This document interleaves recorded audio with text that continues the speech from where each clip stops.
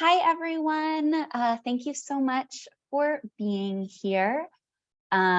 This event is titled Alternatives to Suicide, Shifting Our Language and Approach, and it is hosted by NAMI-NYC, the National Alliance on Mental Illness of New York City, in partnership with the Wildflower Alliance. We're really excited to welcome our speakers, Sarah and Caroline, here tonight. We're really glad that you're all here. I know that there's going to be it's going to take a little while for folks to trickle in. So I'm going to kind of make some announcements on the technical side of things. For anyone who may be using ASL interpretation, our interpreters are ASL interpreter Amanda and ASL interpreter Andrea. We are going to spotlight the active interpreter throughout the presentation, but do feel free to let us know in the chat if you're having trouble, and I'm going to put that message in the chat as well. Para hispanohablantes, por favor, hacen clic en el globo en la parte inferior de la pantalla y selecciona español para oír la interpretación en vivo en español. Si necesitan ayuda, por favor, piden ayuda en el chat y yo les puedo ayudar cuando termino la introducción. Y también pueden tocar donde dice silenciar audio original para solo escuchar al intérprete. We also have automatic closed captions turned on, and if you would, actually, we will have those turned on in a moment. If you would like to view those in a moment, you should be able to click more and then click view live transcript. And I'm going to put the Spanish instructions in the chat as well. As more folks are joining us, hello and welcome. Thank you all so much for being here. We really appreciate your presence. And I think since it is 5 minutes past, I know we still have some folks trickling in, but I am gonna go ahead and just start us off because I am really excited for you all to hear from our speakers. So, hi everyone. For those who have just joined us, welcome to Alternatives to Suicide, Shifting Our Language and Approach, hosted by NAMI-NYC in partnership with the Wildflower Alliance. My name is Clara. I'm going to be moderating to some degree, to the degree that's needed. And I just want to introduce NAMI-NYC very quickly before turning it over to our speakers. As I said, this event is hosted by the National Alliance on Mental Illness of New York City. We are a grassroots mental health organization. Our mission is to provide support, education, and advocacy to all individuals and families impacted by mental illness. And what that means is that we have free virtual classes and support groups for people living with mental health issues and anybody supporting someone living with a mental health issue. All of our classes and groups are facilitated by trained volunteers who themselves are living with a mental health issue or are supporting someone who is, and that's what we mean when we say peer-led. I could definitely say more. Again, want to leave as much time as possible for our speakers.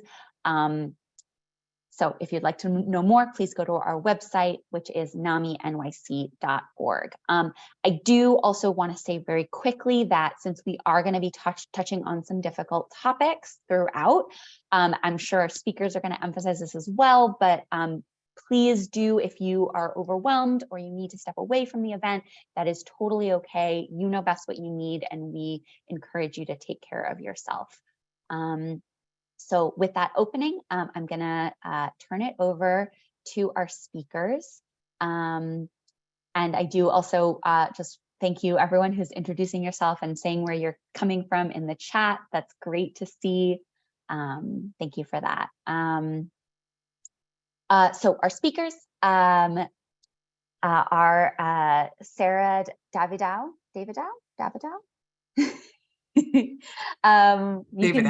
Davidow, thank you. And Caroline Mazel-Carlton. I think you're going to hear so much about them as we kind of go through it, but they are both part of the Wildflower Alliance. Sarah has been part of the Wildflower Alliance since its visioning process, serving as director since it became funded in 2007. Caroline is the director of training for the Wildflower Alliance and has supported the development of the Alternatives to Suicide approach on 4 different continents. And they're both very much working to make these paradigm shifts available more broadly. So I think that's all I'll say, and I'm going to pass it over to Caroline and Sarah to take us away. Thank you so much, Clara, and thank you to everyone for taking the time to join us tonight. Suicide is such a complex and emotionally charged topic. We're grateful for people coming out. I will say that both Sarah and myself are people who have lived with, grappled with thoughts of suicide, self-injury, suicide attempts in our own lives. We are also people who have lost folks that we love to suicide. Sarah and I are also people who are survivors of institutional trauma when it comes to this topic of suicide. So people who have experienced forced treatment, people who we have experienced police involvement in our lives in ways that have felt scary. When it comes to, our emotional distress. And so all of these experiences are ones that we bring into our work for well over the past 10 to 15 years. We've been a part of this community, the Wildflower Alliance, where we seek to envision new ways to respond to people who are struggling with thoughts of wanting to die, new resources. So we're going to talk about our Alternatives to Suicide groups. We also are home to Massachusetts' first peer respite, a FIA house, recently recognized by the World Health Organization as a best practice. A FIA house is a peer-run alternative to a psychiatric hospital. So this Alternatives to Suicide approach you would see there. But Sarah and I aren't just involved in alternatives to the system. We're very much involved and passionate about systems change. So as we talk about the Alternatives to Suicide approach tonight, we're hoping that everyone, regardless of your role, whether you struggle yourself, whether you work in a psychiatric hospital, in the community, whether you're a family member, we hope that you're going to find something that you can use here, because a lot of these paradigm shifts, I know I have found them useful when doing some of our advocacy in restricted settings. So Wildflower, we apply this approach in a variety of ways. And while we're just really going to be able to scratch the surface, suicide is so complex and each story is different. We also, if there's something here that really interests you and you want to go deeper, we have learning opportunities through the Wildflower Alliance, and we're actually going to be having, starting in January, there'll be an online session of our training Win Conversation, Turns to Suicide, about dialogue and systems change regarding suicide. There's also an online opportunity for people that want training to facilitate Alternatives to Suicide groups. So Welcome, everyone. Thanks for taking the time to really envision a new approach. I know for me, a lot of the times in my darkest moments, I was not truly heard. I wasn't deeply listened to. And it feels good to have this conversation today openly about our responses to suicide and how to move forward. So I'm going to turn it over to Sarah now to talk a bit about what is an alternatives to suicide group. Thanks, Caroline. So we're going to be talking generally about the approach, because at this point we want to be really clear that the alternatives to suicide approach is a thing that's beyond these groups, but it actually started with the groups. And in many ways, I think that's really cool, because it means that the people who have been suicidal, the people that have struggled themselves, are really the ones that led to the approach itself being developed and offered as a broader alternative to QPR and assist in other suicide prevention frameworks that you've probably heard of. So the groups themselves, though, they meet for 90 minutes in non-clinical settings. And the 90 minutes, there's no alternatives to suicide officers that will come around if you are running a shorter or slightly shorter group and give you a ticket or anything. But what we have found, and what we really recommend people do, is that 90 minutes, because it's long enough for people to really get invested in the being together as a group and feel open enough. Sometimes people don't show up the moment they get there open to sharing. This gives them space to get there without being so long that people need breaks and need to go out for cigarettes and so on and so forth. So we have really found over now several years that that really works. So of course, then both facilitators have to identify as navigating suicidal thoughts themselves. And I guess I want to say something a little bit more about that. When we say that, here's a place where we're going to push back on what is often spoken about as the way to regard this. So we actually attended, Caroline and I went to a conference actually in New York. It was a NIAPRS conference several years ago, where someone was doing a presentation on alternatives to suicide who hadn't been through our training. And they really were, well-intended and doing their best with the approach and trying to carry what they understood of it forward. But one of the things they said in that presentation was that, well, the facilitators need to identify, which is correct, but they also need to not have had a suicidal thought for at least a year. And we were like, oh no, we have to fire all of our facilitators if we go by that. And I guess I just want to be clear that one of the places we push back is this really black and white, idea that you're well or you're not well, or that just because you've had experience, it all needs to be in the past, and now you need to be ready to be recovered and share with others how to do that. So we really want to push back on that right from the start. Now, these started in 2008, and they were actually funded through Tapestry Health, which is a harm reduction organization. We're going to get more to that idea of harm reduction, because alternatives to suicide is actually a harm reduction approach, and we'll talk more about that in a minute. But we want you to know that although these started in Massachusetts only with Wildflower Alliance, they've now grown beyond Wildflower Alliance in this state to several other states, and in fact to other countries, including Canada and Australia. Australia in particular has done a lot of work with alternatives to suicide.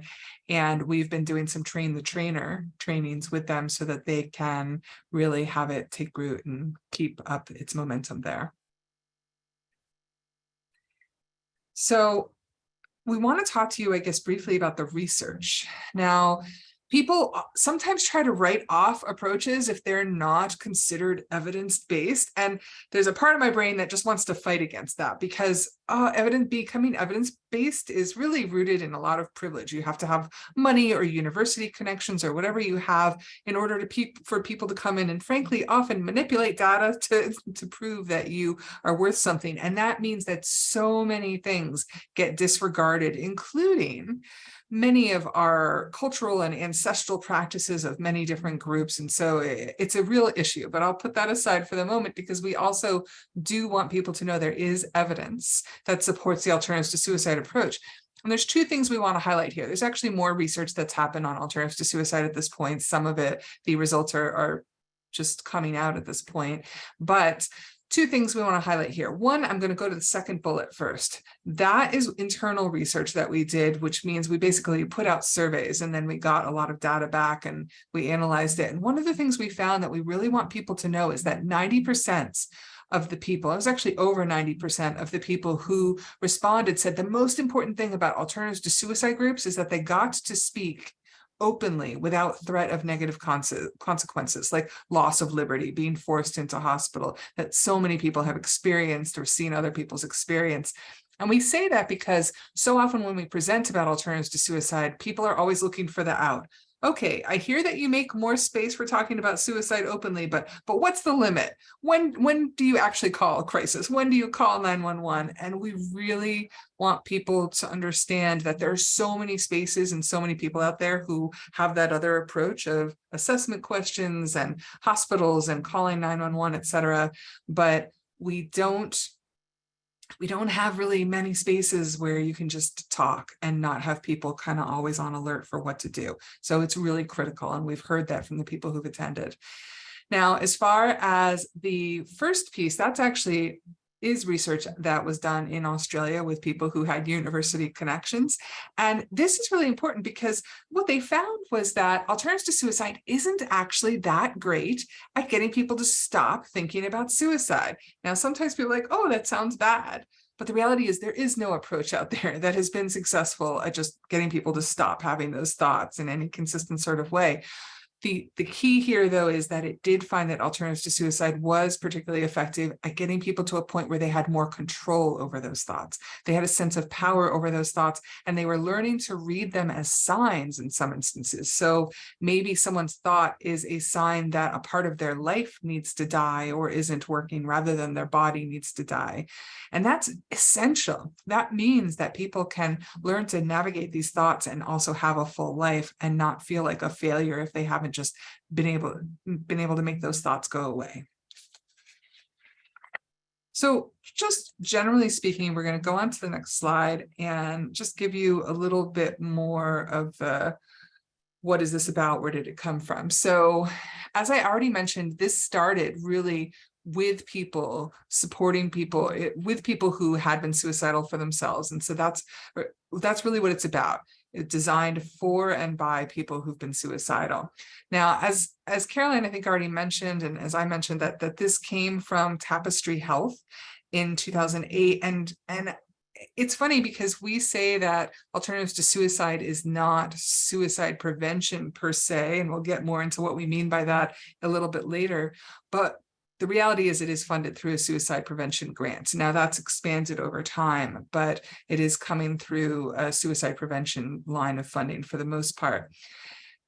But as I said, it's at its heart, it's a harm reduction approach. And when I say that, I guess what I want you all to understand is that harm reduction is misunderstood most commonly as only applying to the world of problems with substances and looking like things like clean needles or safer consumption sites. And while those things are very, very important, at its root, a harm reduction approach is about giving up the power to decide what the problem is and what someone needs to do about it.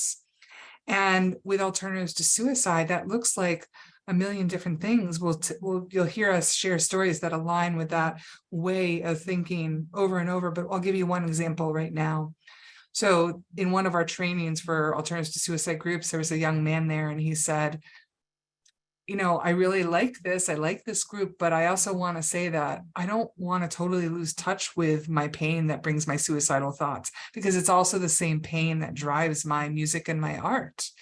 And that was essential to him. And it was something that was never heard in the conventional system or with conventional suicide prevention approaches. But because this is a harm reduction approach, we get to stick with him and say, yeah, it might not be the suicidal thoughts themselves that are the problem.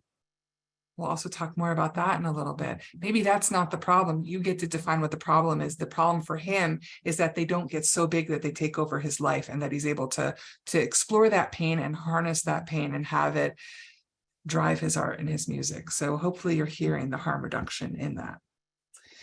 So, and as you said, I already have mentioned that it started with groups and has really gone on to this overall approach.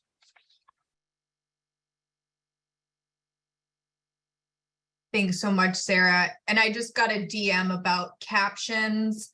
I don't actually have control over any of the captions, so I would contact Clara, might be good for that. Sorry about that. So as Sarah said, we've been utilizing this approach in our community since 2008, and we've talked to many people who have benefited from the groups. Most of us are attempt survivors ourselves. So over time, we've really been able to articulate what makes this approach so effective. What are the things that we are moving away from? What are some of the paradigm shifts we're making away from some of the responses in the dominant paradigm and towards something more human, more compassionate, more harm reduction based? So you can see these on the slide. We're going to get through as many of these as we can tonight while still leaving time for questions. We're going to begin first with what the alternatives to suicide approach is an alternative to. So what are some of those paradigm shifts that we make? What are some of the things that we have just learned over the years to just let go of because they're not working well? So maybe you're like me and you have had a conversation in a provider's office, in a mental health professional's office. Maybe you're talking about struggles with housing or struggles with a relationship or struggles in a job. And you're talking about these things going on in your life. And you say something like, sometimes I feel like it's just not worth it. Or sometimes I wish I wasn't here. Or sometimes I wish I was just dead. You make a statement like that during the course of your dialogue. And then all of a sudden, it feels like the conversation shifts. It feels like fear enters the room, rigidity almost. And then what happens is you go from having this complex dialogue about things going on in your life to having someone ask you this list of questions that can feel really detached, really kind of canned. Questions like, are you having thoughts of harming yourself or others? Are you having thoughts of suicide? Do you have means to attempt suicide? Are they lethal means? Probably all of us have heard these types of questions before. And maybe you, like me and others in our community, have felt this real disconnect between these assessment questions versus, the kind of connection and exploration of your problems that would have felt more helpful. So that's the first piece that we're going to look at. Are you having thoughts of suicide? Do you have a plan? Do you have the means to carry it out? Are these responses helpful? I think number one, we want to ask, do these assessment tools, are they actually good at predicting behavior? Does asking these types of closed-ended questions actually help you understand who will live or die by suicide? And what evidence shows is that they actually do not. So we have this guy who's up here at Harvard in Massachusetts. I know this is a lot of words on one slide, but writing here about how over the decades and, with a lot of investment in trying to make these assessment tools, their efficacy is still really poor. The most refined clinical risk assessment tools tend to hover around 50% accuracy in terms of predictive value, which doesn't sound too terribly low until you think about the fact that you could pull a quarter out of your pocket and flip it, and it would be just about as good as a standardized list of questions at predicting who will attempt suicide. And speaking personally as a longtime facilitator of alternatives to suicide groups, sometimes this reliance on these types of questions, this prediction of behavior, can be really frustrating. I will have people come to alternatives to suicide groups who have attempted suicide many times, who have nearly died. And yet, with all the time they've spent in the system, not one person has asked them why they wanted to die by suicide. They spent so much time trying to understand if this person was going to die that they forgot to ask them what was going on, why they wanted to leave this world. And so, using the alternatives to suicide approach, we can almost automatically get much deeper. We can get to the story. We can get to what is driving this person's despair by asking these open-ended questions. And I know for me, really, by the time I was probably 16 years old, I had learned which of these assessment questions that I should answer yes or no to avoid consequences I didn't want. So I will say that likely some of the failures of predictive risk assessments is the fact that people just aren't truthful in them. We feel disconnected from these yes or no behavioral predictive questions.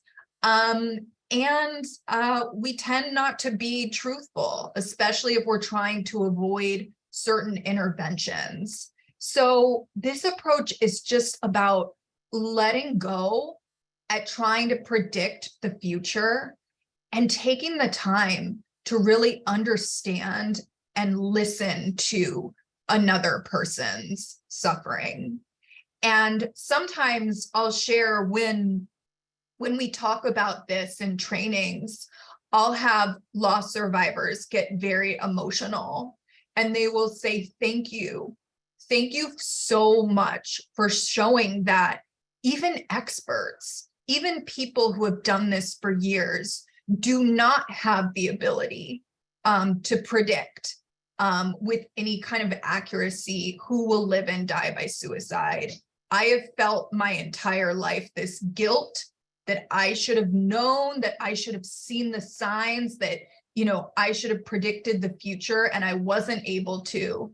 And I love my loved one, and it gives me this freedom to really grieve and let go of this idea that we can, using just a few questions, determine what action people are going to take.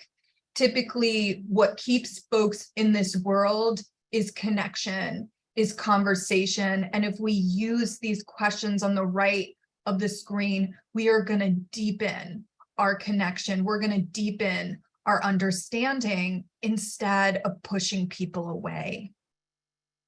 And I know it can be controversial for people to hear this. Like, I've met some especially recent graduate students that are like, you're going to take my Columbia suicide severity rating scale from my cold, dead hands. I don't want you to take it away from me. I don't want to lose this tool.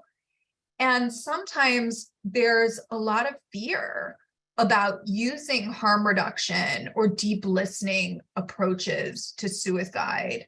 In fact, a word that I hear a lot, even though I am not a lawyer, I work in the mental health world, is this word liability. People are really spooked by suicide. There's a lot of fear that people will be held responsible, and so change is difficult. But you know, we're also going to bring evidence in here that shows these suits, civil suits where loss survivors, I'm sure there's many other loss survivors in this room, this idea that loss survivors bring all these lawsuits and people are held liable for others' death by suicide. The case law and the legal precedent just really isn't there. In fact, if you talk to attorneys who have taken the time, like Susan Stefan here, to really examine the case law, you will find that the odds of a non-prescribing outpatient clinician, the odds of them being held liable for someone's death by suicide are actually on par with being struck by lightning. It is incredibly, incredibly rare. Also, there is no case law, there's no legal precedent for anyone in a peer support role being involved in one of these lawsuits. And so I think for us, what we'd like to get away from is this focus on fear and liability. I've seen it really cause a lot of harm. One hospital where I was an advocate, there was one tree in the one courtyard, the walled courtyard, that patients had access to. And this tree was beautiful, and a lot of people like enjoyed seeing it throughout the seasons, but they cut that tree down because they're like, oh, a branch could fall and someone could hurt themselves with it. On this same unit, they locked up all of the musical instruments. You know, music is one of these tools people have used for thousands of years to deal with their distress, but they locked up all the instruments because someone could hurt themselves, hang themselves with a guitar string. And I think in a lot of arenas, we've kind of lost our way here. We have to remember that this job, you know, what we're doing, the society we want to create, it's not about protecting corporations. It's about healing people, creating conditions to heal. And for some reason in this area of healthcare, you know, people will let fear of liability really get in the way of progress and compassion and healing.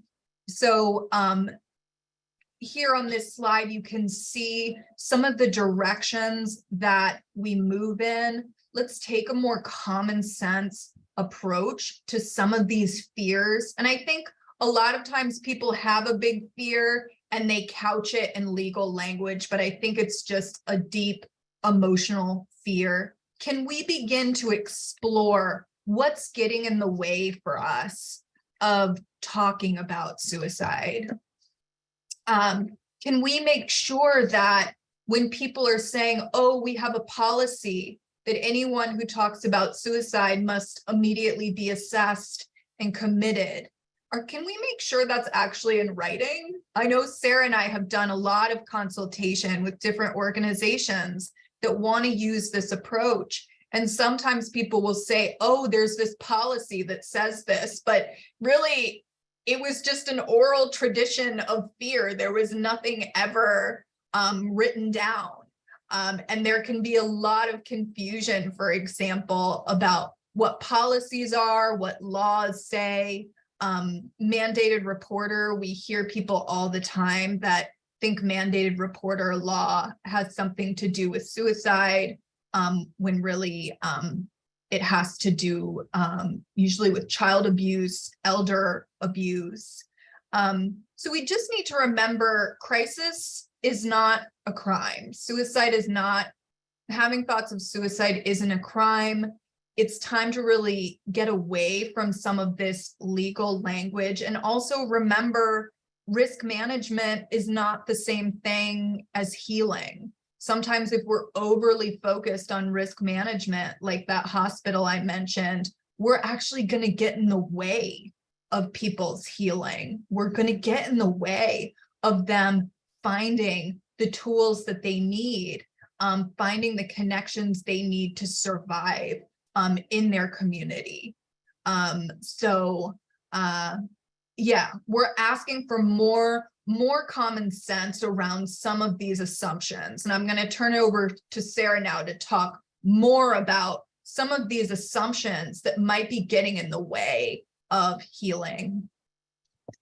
Thanks, Caroline. So yeah, so there's this huge assumption that suicide and suicidal thoughts are related to someone being quote unquote mentally ill. And the problem is that it becomes this circular logic that is not, frankly, very well founded in any sort of science or research. I know that when I was first trying to talk about the pain I was in and took this risk of talking about being suicidal, I was told that I was suicidal because I was mentally ill. And then when I asked, how do you know that? How do you know I'm mentally ill? It's, well, because you're suicidal. And that is logic that does not tell us very much at all. And sometimes it would lead to this offshoot of, well, it's because you have this chemical imbalance. And I can't see y'all, so I can't quite do the spiel like I would like to do, but I will say that I assume that many of you, there's over 200 people in this room, I will assume many of you like coffee. Now, if we think about where this chemical imbalance myth basically came from, it relates to this example I'm going to give you, or at least it's an analogy that I think really helps make sense. So let me back up a little bit. The idea of where the chemical imbalance came from is based on how the drugs work. So we have the selective serotonin reuptake inhibitors that affect serotonin in the brain. And for some people who've been suicidal and diagnosed with what gets called depression, for some people that psychiatric drug that has the SSRI will help some people for some period of time to some extent. And so people said chemical imbalance, and they did the same thing with the diagnosis of schizophrenia. They took these anti-dopaminergic drugs and gave them to people with this diagnosis and said, well, some people, some of the time, to some extent, seem to do better. So it must be an issue of too much dopamine in the brain, chemical imbalance. But let's take it back to that coffee example. So I assume many of you like coffee, and that presumably means you like the effect of the chemical drug caffeine on your body, or at least you're neutral to it. Now, what I would ask if I could see you all was, now, which one of you think that you are treating a caffeine deficiency in yourself by drinking coffee? And inevitably, usually in a room, there's one or two people who will say like, yep, that's my justification for drinking the coffee. I have a caffeine deficiency that I'm now treating. But when we look at it that way, it's the same logic as they're using to convince us we have chemical imbalances, but it actually doesn't make any sense. If we start to see it doesn't make sense when we take it to the coffee example. We can also use aspirin as perhaps an even easier to understand example, which is just because some people, when they take aspirin, it helps their headache, does not mean the headache was caused by an aspirin deficiency.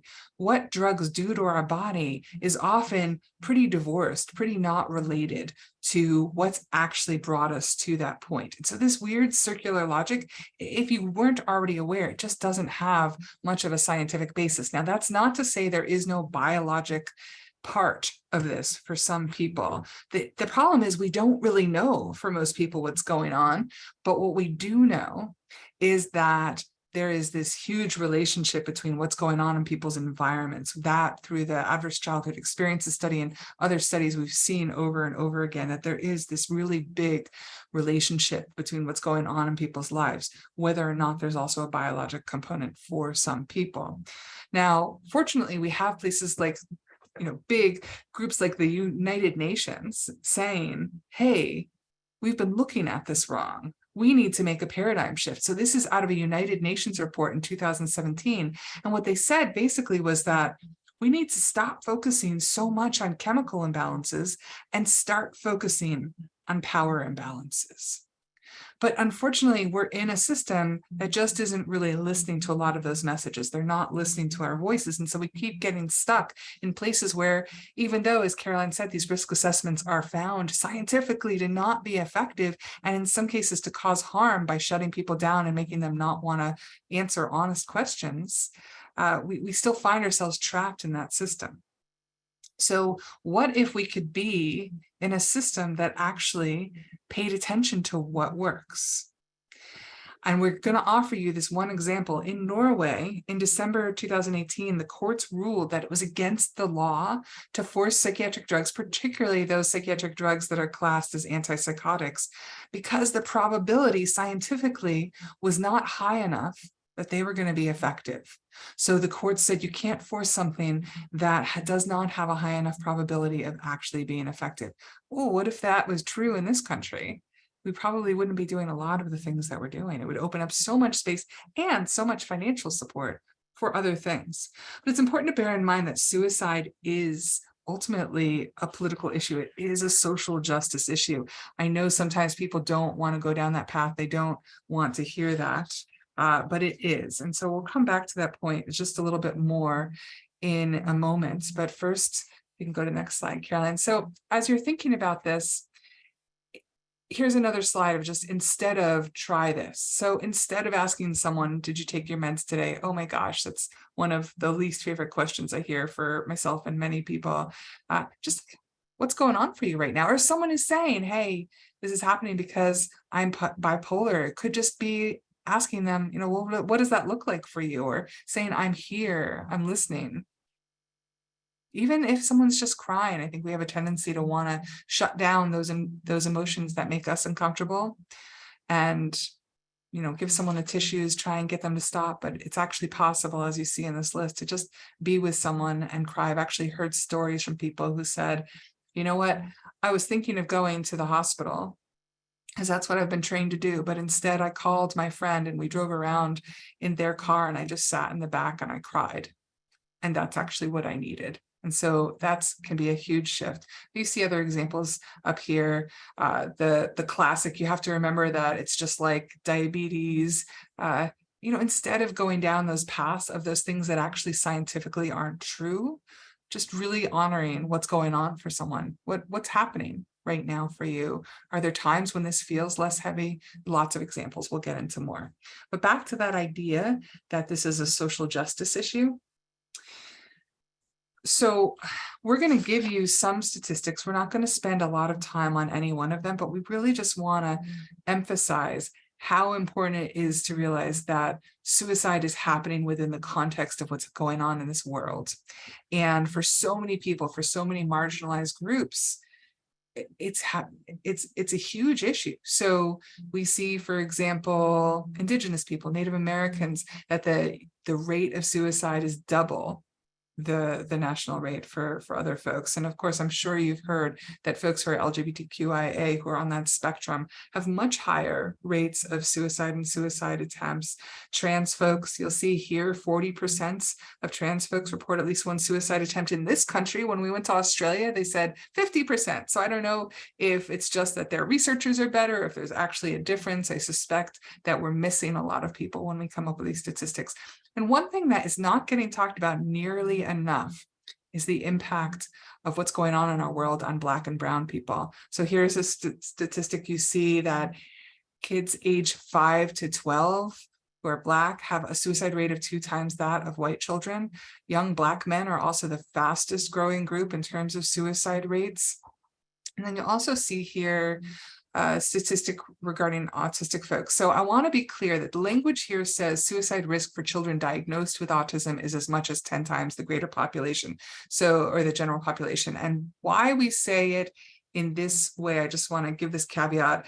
Diagnosed with autism is the language of the research, and it's also an indicator for us that we don't know if those people actually felt that they were correctly diagnosed, if they identified as being autistic or so on. A lot of self-advocates will say, however, that this person-first language is problematic, and that's why I want to highlight this point. So we're using it because we actually don't even know if this group was in fact identifying as autistic, or if they simply were given that label and how that impacted them. But just so you know, a lot of self-advocates say that the person first is problematic because it's separating out someone from who they really see themselves as. So the people who identify as autistic tend to really prefer, at least a lot of folks, to just say that they're autistic or an autistic person or what have you. And some of that comes out of the social model of disability that says that, don't make it seem as if this difference in me is a problem or a disease. It's in fact just a different way that I am in the world, and it wouldn't even be a disability if this world was designed with me in mind.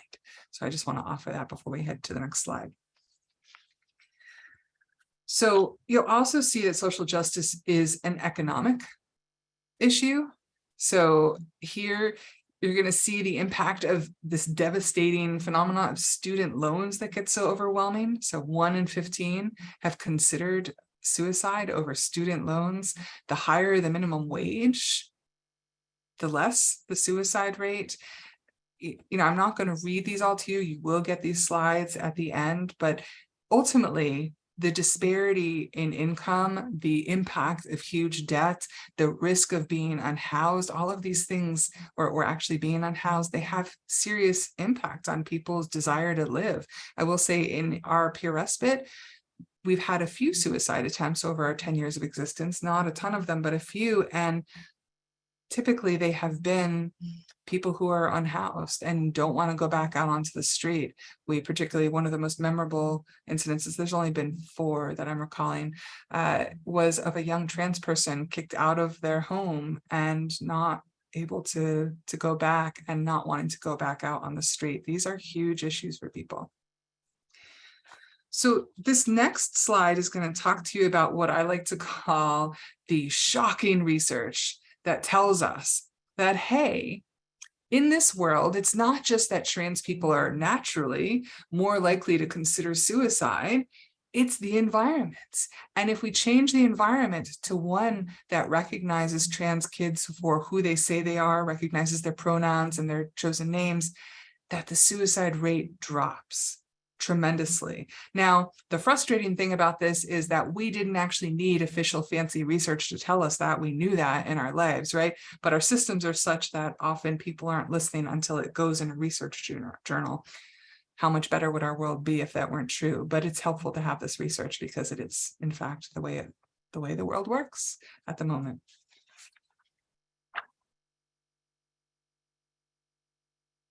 Awesome. Thank you so much, Sarah. And yeah, so I see some people in the chat, talking about, how it can be painful to compare different groups of folks. When we talk about this stuff, what we're really trying to highlight is systemic oppression, that suicide, people talk about, suicide prevention and how it's a mental health issue. But really what we're trying to say is suicide is something that, can every single policy that is made can be one that helps preserve life or one that, struggles, increases people's struggles. I think a lot of the time, what gets called mental illness is just the unbearable burden of some of these systems of oppression, the unbearable burden of poverty, of sexism, racism. So this approach is about calling out some of this, these wider barriers that people face. And how they are continuing to make suicide rates rise. And I know someone mentioned that wealthy people attempt suicide too.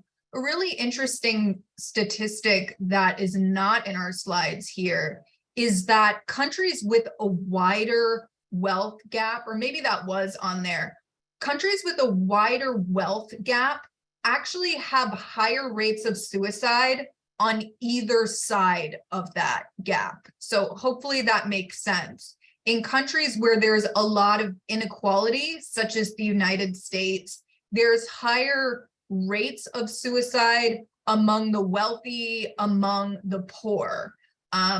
It's a very fascinating correlation. And one of the things that, the United States has much higher rates of suicide than other nations of similar economic wealth. But what sets the United States apart is the wealth disparity. So sometimes people think, oh, there's higher rates of suicide in the US because of the gaps, because of the inequality, where there's other wealthy nations, but people tend to be more, that wealth tends to be more evenly distributed. So something to think about. Hopefully that makes sense. I'm going to bring it back now to just experiences I have had in the groups, facilitating alternatives to suicide. One of the things that I hear a lot is people come to group and say, I haven't talked about these thoughts in months. I haven't talked about these thoughts in years. I haven't talked about these thoughts since I called a hotline and then the police showed up to my door. I haven't talked about these thoughts since I was forcibly committed to a treatment facility. I haven't talked about these thoughts since I had to spend a week on a gurney in an ER hallway waiting for a bed and I wasn't allowed to leave. I haven't talked about these thoughts. So I hear this all the time. But what I never hear, not even once, is someone say, I stopped thinking these thoughts when the police showed up my door. I stopped thinking these thoughts when I was forcibly committed. I stopped thinking these thoughts when I experienced this intervention where I lost all my control and agency. No one ever says that they stopped thinking, only that they stopped talking about it. And so someone had asked me in a direct message, how do I feel about the expansion of forced treatment?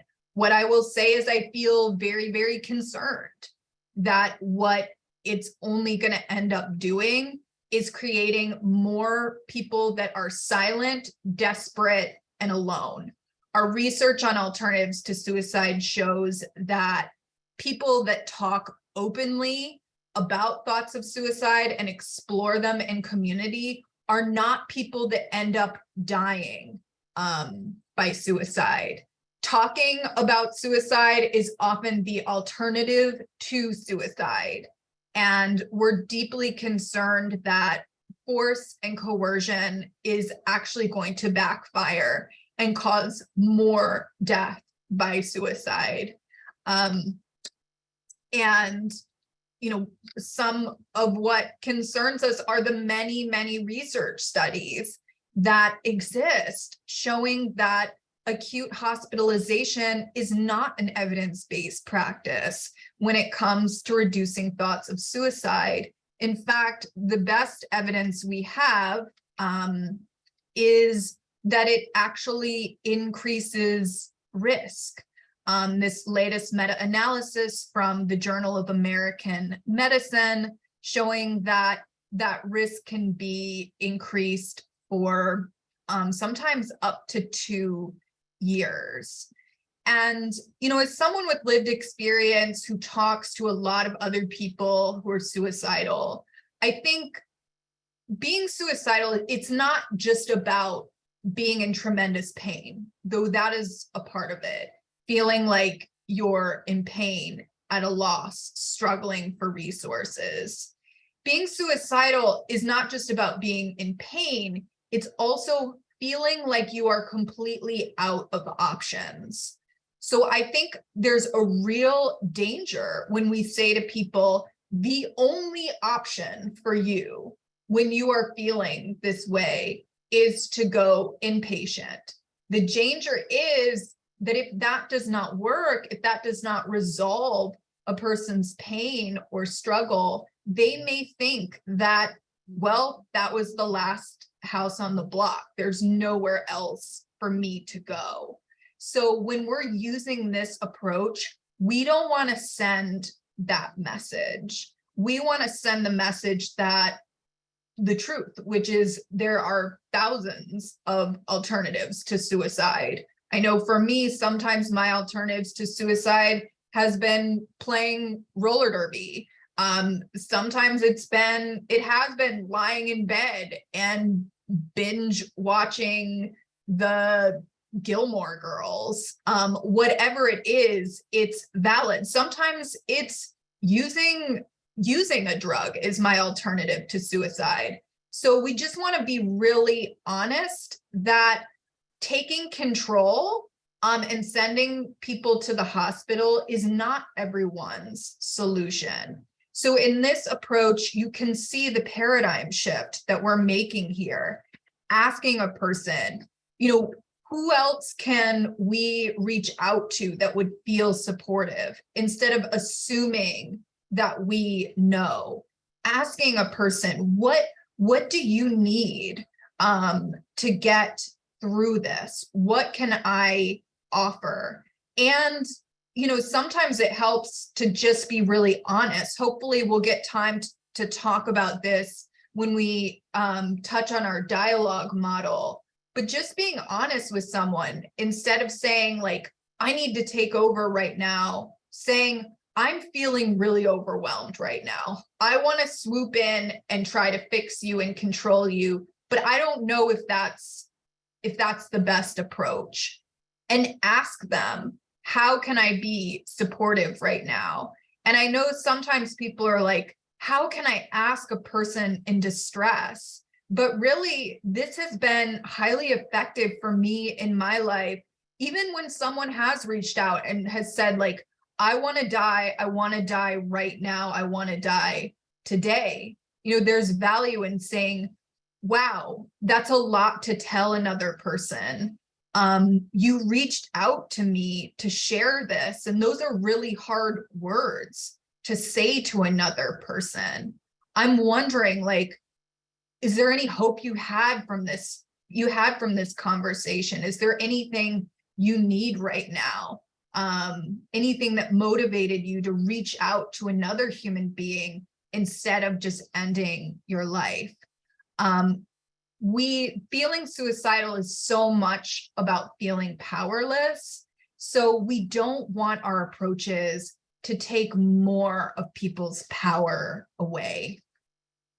And the last thing I'll say is, I did not include a slide here, but I will mention that when it comes to the risk effect of force, of these acute interventions, the more coerced an intervention is, the more likely it is to increase risk. And this is a phenomenon we also see in the substance use world. Here in Massachusetts, it's been shown people who are forced into substance use treatment are often those that have a higher risk of overdose later on. So we need to think about the long game here, and maintaining a connection instead of just swooping in and taking control of people's lives, and which can backfire and leave people silent.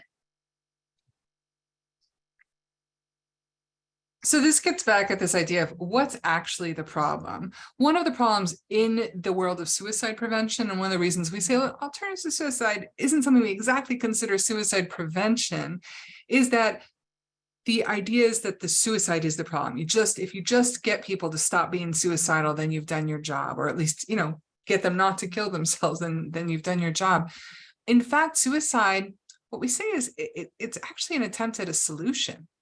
And it might not be a solution we want people to take in many instances, but it is often an attempt at a solution that is really about the problems that you see some examples of down below, like student debt, rigid gender rules, housing struggles. Perhaps someone has come from another country and feels totally disconnected, doesn't know the language, is being harassed by ICE. There's so many different things that go on that drive someone to look for an out, to look for a solution, and that becomes suicide. So I want to share with you a brief story that is going to get at really where alternatives to suicide tries to go, which is that instead of just really focusing on trying to keep someone alive, what alternatives to suicide does is it accepts that suicide is an attempt at a solution and not just the problem. And it really seeks to support someone to find a way to want to live. Now I'm just going to give you this quick story. If you can go to the next slide too, Caroline. So there's this man named David, and I'm going to try and do this quickly because I know we're short on time. Man named David, and he called me on the phone that actually is right off to my left over here. And I had never met him before. And I picked up my phone and I said, hello. And he said, the Department of Mental Health told me to call you because you would have the answers. And I'm like, uh-oh, I don't even know what the question is. How can I possibly have the answer? But, so I told him I was there to listen. And really what he wanted to tell me, he didn't want to ask me a question. He wanted to tell me that he was suicidal and he was going to kill himself. I didn't need to ask him if he had a plan because he was going to tell me what his plan was and when he intended to do it, all of that. And he wanted me to hear him. And he wanted me to accept that. And I got to make a choice in that moment because of where I work and I don't feel under pressure constantly about liability, et cetera. I got to say to him, whatever happens, I'm not going to be the one who's going to call crisis on you or force you to go somewhere. I'm here to listen and you can talk and I'll be here. And he did talk. He talked on the phone, he talked in person, he talked on Facebook. It's just a lot of talking and it was consistently about wanting to die. And I was able to stay with him and not call anyone on him. But the thing was that he still would pick up on the fact that I had this agenda I was carrying. I was trying to figure out, like, what's the thing I can say to make him stop being suicidal? Because that was, still somehow regarding that is the problem. If I could just make him stop being suicidal. And he would get mad at me and he would say, you don't get it. You're not accepting it. I'm going to die and I'm going to kill myself. And you need to accept that. And he was right. And I stepped away. I talked to some coworkers. I needed to figure out how to let go of that agenda. And when I went back, what I said to him was, David, I hear that you're going to die. I hear that you're going to kill yourself. And I do accept that. But I wonder if there's anything you want to do before you die. And there was. He wanted to make this art show with his photography. He had all these photographs he'd been taking over time. He sent me a Dropbox full of them. We talked about which ones would be good in the show, which ones wouldn't be good in the show, which ones he still wanted to go out and take, and how I was going to help him put this show together. And that conversation didn't just last one day. It lasted over the course of a couple of weeks where he went out and took more photographs and went more places. And by the end of all that, he came back and he had reconnected with his own sense of beauty in the world and his own sense of wanting to be alive and stay in it. And when I think about that story, I think, yeah, this is the work we're trying to do. I'm not saying just ask that question and everything will be fixed and it will work for everyone. What I'm saying is we all need to find this way to drop that agenda and just to be present with people, to stop trying to control and instead to support people to create this life that they want to live. And that is harm reduction. And that is the alternatives to suicide approach. So that's really what we're getting to and what we're moving toward. So I think the other idea I want to turn on its head a little bit, and I put another thing turning on its head in the chat. If you didn't see, I have this article out there on Mad in America that talks about instead of assessing people and causing the harm that assessing people who are suicidal causes, how about we start assessing ourselves for whether or not we've done the work we need to do to be ready to support people, because a lot of people haven't done that work, and that was showing up in the chat, so I put it in there. So turning that idea of assessment on the head, I also want to turn this idea of by any means necessary on its head. We talk about this a lot in our longer trainings. What does by any means necessary even mean, and are you ready to do it? And for the most part, people think, well, by any means necessary means locking people up against their will, calling 911, whatever it takes to control someone, at least for as long as you can see them and stop them from killing themselves. But what if by any means necessary actually meant housing, enough food to eat, all the money that we spend on taking people's liberty away and locking them in hospitals that are about containment rather than treatment in most instances? What if we focused it on equity, community supports? What could we change in this world? So I think that we want to talk just a little bit about silence and shame, and then we're going to quickly talk about VC and get to some questions. So I don't want to spend a lot of time here, but I think that you all know, from what I'm seeing in the chat, a lot of you know that there's a lot underneath these experiences that people have. And for a lot of people, it's silence and shame, and that they're consistently shown to be factors in studies that drive certain trauma survivors to struggle more. When we can actually give voice to the things that we're ashamed about, that is often a lifting of that shame and creates more space for people to build different lives. And our approaches to suicide, they really hold the key to addressing all these pieces that we're talking about, and rather than replicating them. So I'm going to leave it at that because I really want us to get to the VC piece, Caroline. Great. So we thought about tonight doing a role play of this approach. I don't think we're going to have time for a role play, but if you look for alternatives to suicide, it also helps if you Google Caroline Mazel Carlton or Sarah Davidow. There's YouTube videos out there where we role play what this looks like, and we role play this model VC. We've made some of these paradigm shifts about what we're moving away from, but we also think it's nice to have this shared sort of framework for how we respond when someone is feeling suicidal. It has these 4 components, and these are the basic goals. So we begin by showing the person, validating the person, showing them that their fears and concerns make sense and that we're deeply listening.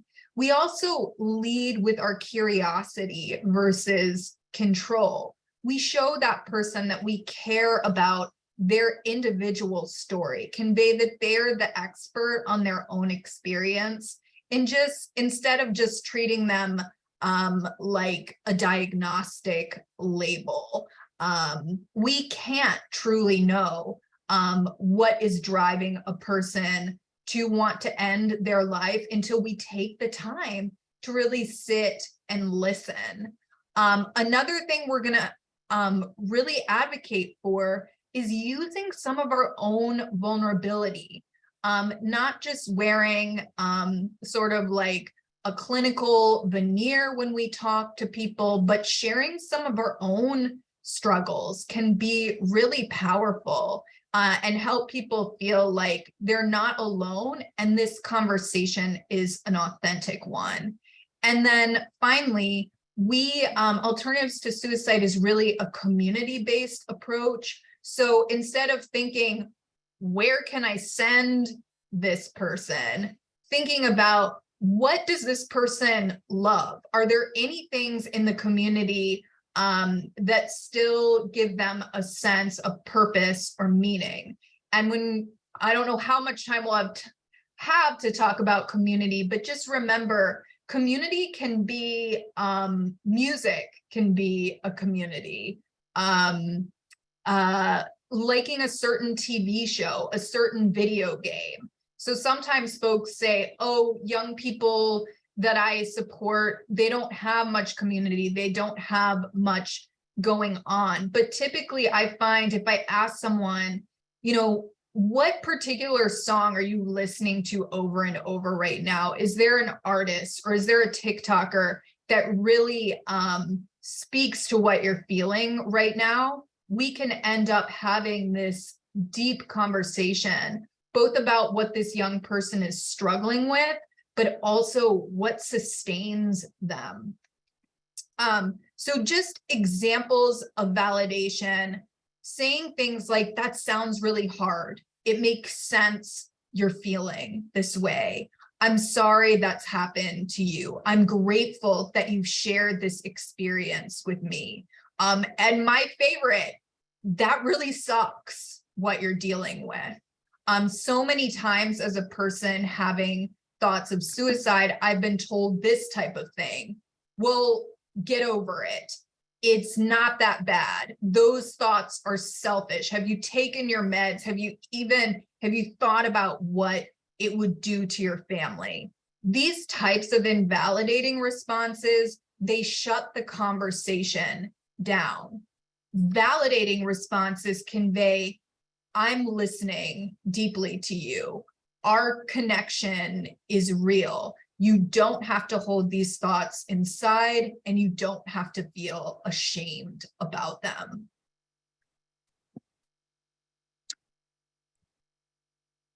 So curiosity is really just so much of what we've already been talking about. What are the questions that are often not getting asked? Even maybe questions like, if someone wants to go, sometimes people have been trained that the only answer is to go to a psychiatric facility, even if it's harming them, even if it's keeping them trapped in a cycle. And so sometimes there's a question that can be asked that's just, what are you hoping to get when you go to the hospital? And that can start a conversation that frankly very rarely gets to happen, because mostly people aren't asking that question about, is the hospital the place you're actually going to get those things? Sometimes it leads to, for example, I have a coworker who said, hey, I will take you to the hospital if that's what you ultimately want to do, but are there other places where you feel strong or at peace? And that person said, yeah, I really like to sit by waterfalls.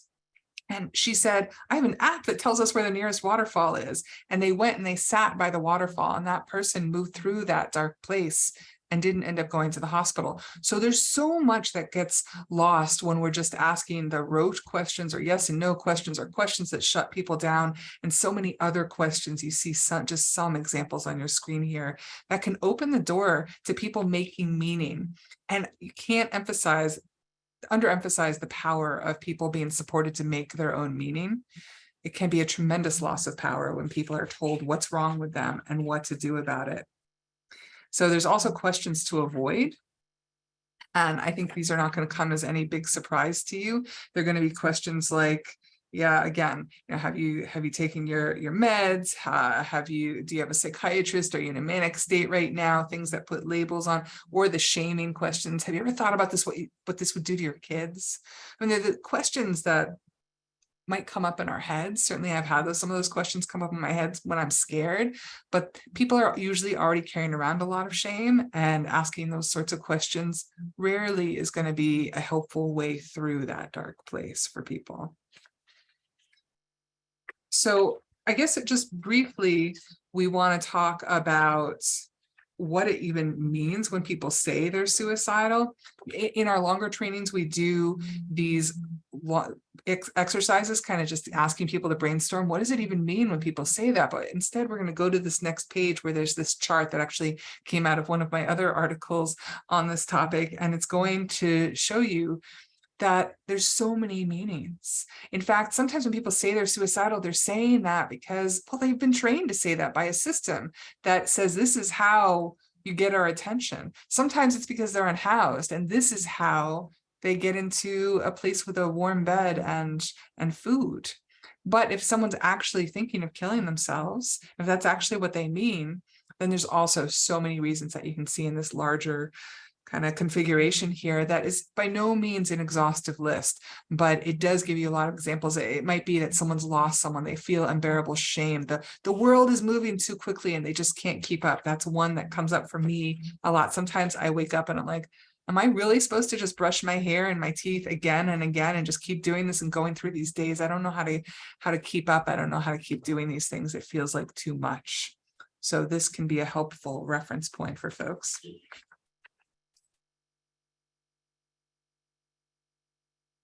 Thank you, Sarah. And I know people mention in the chat, like sometimes it's hard to get people to open up. And that's where a little bit of vulnerability can come in and really help us. I remember when we were in Australia presenting, a man from the Aboriginal community stood and spoke and said, you know, it's totally foreign for me in my culture to share my journey with someone who has shared with me nothing of themselves. And so I think a lot of times I really was not forthcoming with providers because I didn't know who they were. I didn't think that they could understand my problems. And oftentimes they were using language or ideas that didn't resonate with me, that didn't feel authentic or accessible. So when we use I statements, it can really help establish that we. Saying stuff like, this struggle is real. I get so exhausted sometimes myself. Or when I was growing up, I was told you had to be tough and hard all the time. And it sucked having to hold everything inside. When we make statements like this, a person knows they're talking to a real person, that they're not going to be judged. There's a connection that they can latch onto, and we can begin to have a dialogue. I'm someone that in my role, I hear a lot of people that complain about their conventional mental health treatment. And it is I cannot even remember one instance where someone was like, what sucks about my therapist is that she shares too much of herself. What I've mostly heard from people is, I know nothing about my provider. I know she has kids, but she never talks about it. It seems like she's afraid of me. It's really hard to understand like what this person's life has been. And so people say, yeah, they don't really open up. Vulnerability is also a way of showing that we're really subjective in how we view different situations. A lot of times people get scared and they go into control mode or fix it mode. I think what works a lot better for me is just being honest, just saying something true. Sometimes the truth is the thing that causes a breakthrough. Saying, I don't even know what to say right now, but I'm here to listen. Or I would be so sad if I never saw you again. Or I feel scared. I feel worried that I'm going to say the wrong thing. But you're so important to me right now. Sometimes just being honest is what creates this real human connection that we can then, have this difficult, complex conversation around suicide, because our connection is authentic and real. And yeah, like I've had people really connect with me saying this and be like, shit, sometimes I'm afraid I'm going to say the wrong thing. Sometimes I'm so afraid of being judged, and that's what causes me sometimes to want to kill myself. So this type of honesty can just be transformative. And I want to leave us time for questions. So Sarah, if you just want to say a word about community, and then we can take a few. Again, we encourage people to look at some of our upcoming trainings where we'll go much more in depth with some of these responses. Yeah, so community is really just about deepening one's connection, strengthening their connections.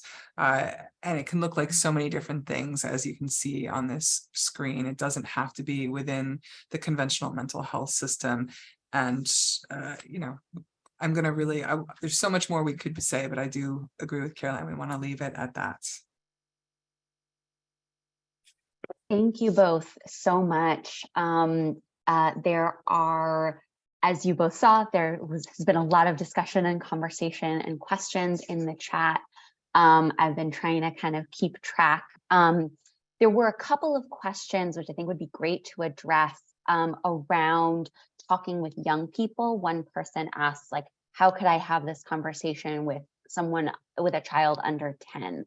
And someone else asked, do you make any changes to this model when dealing with, teenagers or adolescents? Can you talk a little bit about that?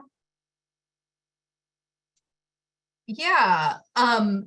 So I would say that we have seen this, I was just having a conversation with a suicidal teenager recently. And I think with children, and Sarah's a parent, so I want to leave space for Sarah too.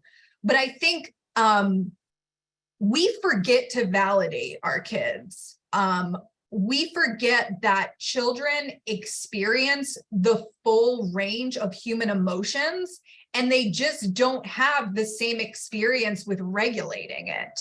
But those emotions are all there. So when I have someone calling me saying like, I'm devastated because someone blocked me on Instagram, it is not for me to say, you know, who cares? Social media isn't real. It's not a big deal. I would want to say, wow, that sounds really painful. I'm sorry you're going through that. Do you want to talk more about that?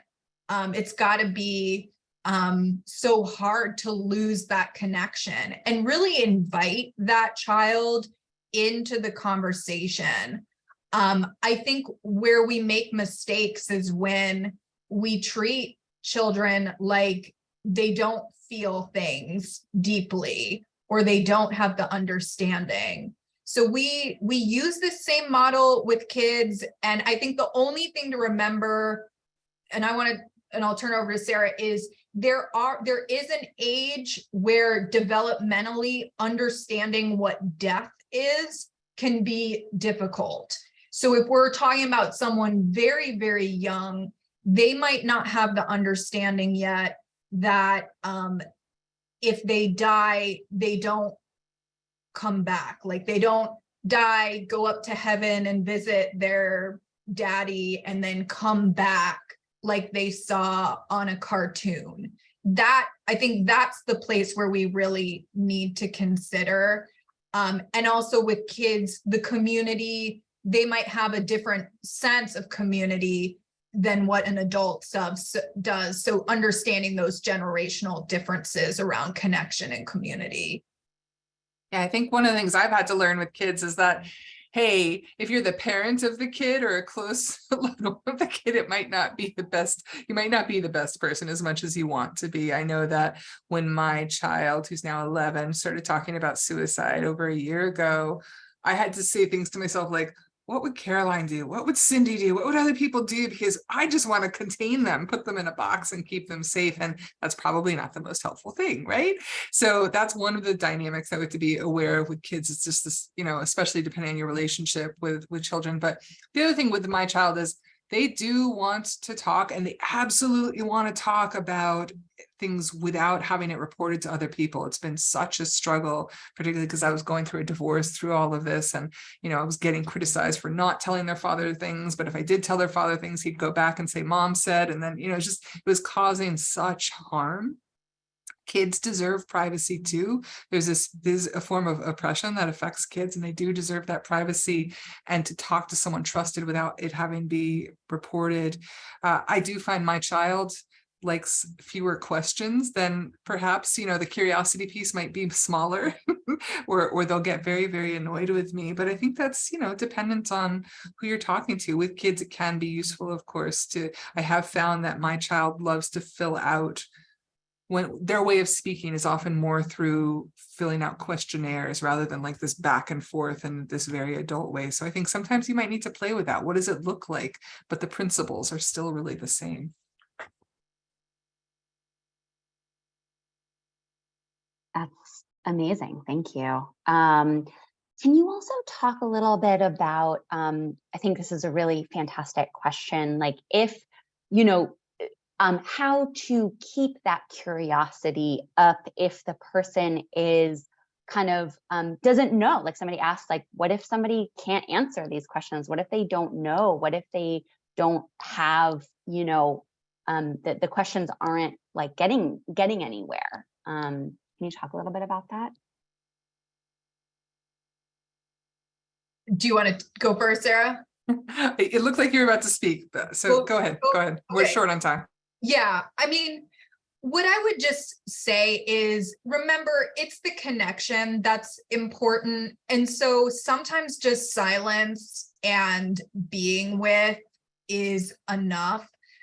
Suicide is a really solitary act. It's something that's typically done in isolation. So any type of presence or connection, if someone is not really wanting to speak or answer questions, sometimes it's nice to just sit in silence. And remember, this model can also include sharing some of yourself as well.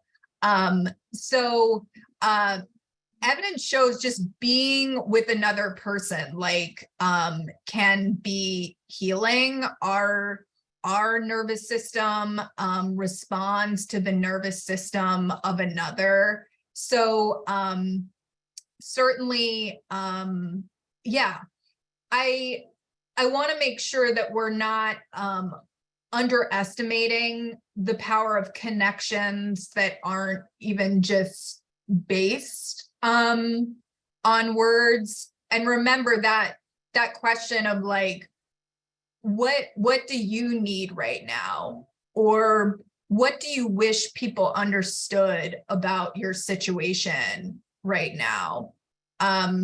Or yeah, maybe they don't want to talk about the problems, and you can ask, like, is there any TV show you're binge watching right now? So it's not necessarily about getting somewhere other than just establishing a connection. Yeah, I don't want to add any more than just to say that sometimes people have a reason not to trust folks, and it takes a while to talk. And this is there, you know, it can look like you're doing nothing, but it can make all the difference in the world to just be willing to be with people and build that trust. Absolutely. Thank you both. A couple of people also asked, and I think unfortunately this will need to be our last question because we are almost out of time. But we will be sharing, there were many great resources that were shared in the chat. I'm going to be sharing the links to the upcoming trainings as part of the resources email that will go out after this. So we will be, sharing additional resources. The last question was, I really want to know how I can help my community, around some of these issues. Are there local groups I can contribute to, sessions I can lead, policies in motion I can lend a voice to changing? And then somebody else also asked systemically what can be done and what organizations are working on moving the needle towards this shift that you all are kind of outlining. That's a huge question, and I'll say we're not the experts on New York City, though I know some groups, there's some beginning to have some specific New York City based alternatives to suicide groups. I think I'm just going to say, like, these paradigm shifts are really new. So sometimes starting a conversation based on one or two of them, like sometimes I'll have a provider ask me, like, is your alternatives to suicide approach evidence-based? And what I'll ask is, are you under the impression that some of the approaches you are using are evidence-based? Because actually a lot of them have not been shown to be effective. And starting a conversation about different modalities. We are available to bring training in this approach anywhere. Like, we've been to Australia with it a number of times, and we're happy to bring, the different forms of it wherever people want to facilitate a conversation about these changes and the possibilities. I will say that there's a particular organization in Vermont that we have worked with that engaged with us and had us do our 16-hour training, not for the groups, but the general approach for everybody, including their crisis clinicians, and also had us work with them to redesign their policies and their responses to everything from self-injury to all sorts of other things. And it's those sorts of organizations that I think are helping to move the needle. Caroline's right. This is a huge question for like the last 2 minutes. And I know we're really over time at this point. But would love to find ways to continue the conversation with all of you. I'm sorry for, I know it's really hard to answer that quickly. But I just hope that folks take what they've gotten out of listening to Caroline and Sarah, and continue talking, and continue talking with your loved ones, talking with your coworkers, talking with other people in your communities. And we really just appreciate so much all of you being here. And we will continue to share some of these resources. The link, the Wildflower Alliance, I think it's wildfloweralliance.org, Yes. has a lot of resources as well. Can you really quickly confirm whether the trainings are free or not? Is that something that you could address? I'll just say, we're trying to get grant funding for the training. At this point, we don't. So we keep them very low cost, but we do have to pay like our facilitators something. But again, if there's an organization that wants to sponsor a training that could be made available for totally free, we work with that as well. But with Wildflower, when we don't have funding for a training, we do have to rely on some admission costs just so that we can pay like our facilitators. Right. I will add, though, that if people find, we can't do this for everyone, but for a limited number of people, if you find that you just can't afford what is listed and you email us, we'll generally work with you to get you in there. We just can't have everybody going in for free, especially if they have means to contribute. Absolutely.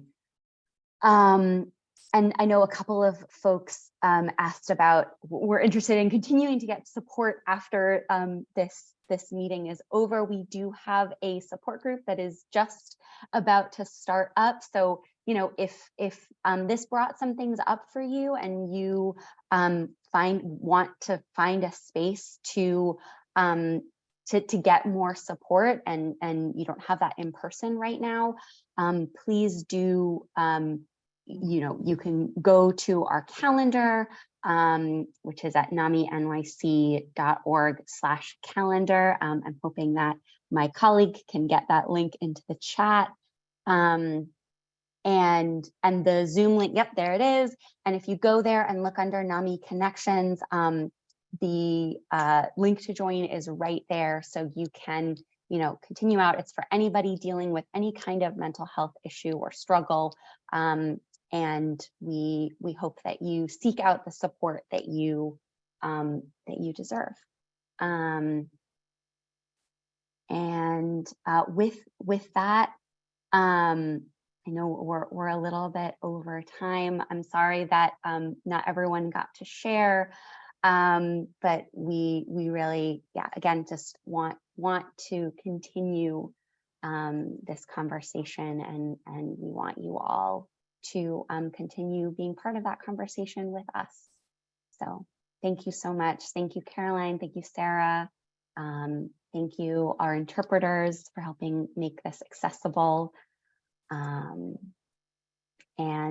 we appreciate your presence.